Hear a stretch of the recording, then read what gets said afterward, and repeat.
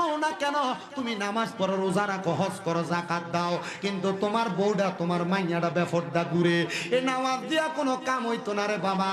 আব্বাজি শুইনারা করে শুইনা রাখো পর্দার অন্তরালের মা বোনেরা।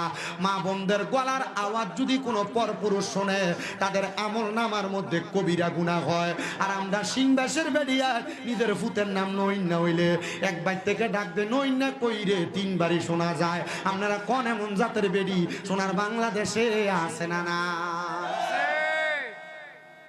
এডিয়েট কইব এ বক্তা দাওয়াত দিছে আমরা বেজ্জত করবার লাগে দরকার আছে নি?